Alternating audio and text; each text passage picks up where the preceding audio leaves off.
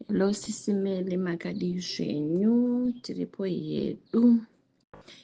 Thank you very much nekuprovide platform yenyu kuti tisendewo nyaya dzedu muchitiisirawo.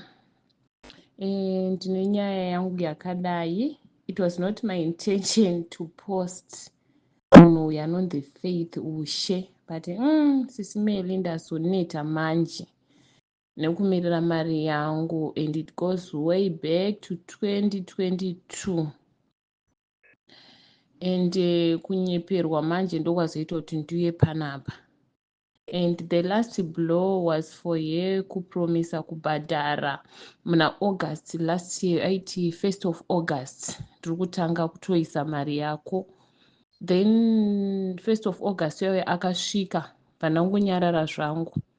Then musi wa16 August ndakabva ndabvunza kuti ko how far handina kuona mari 1 message haina kutombovhurwa kana, but tinongotiona munhu ari online until now January unouya akutopera wa2025. Faith uyu azondirwadza sechironda chemumhino vedu wei.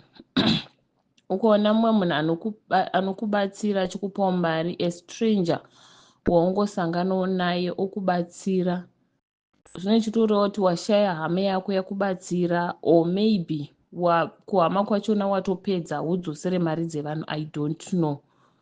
And I came through for her, but this is how she decided to pay me back.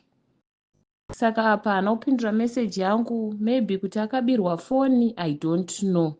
Ndosaka ndazotirege ndisvike pari panapa paFacebook, maybe vanomuziya vakaona message vachasvikawo kwaari vachimuudza, because ndaneta nekuiswa sascam nemunhu yeyuyu.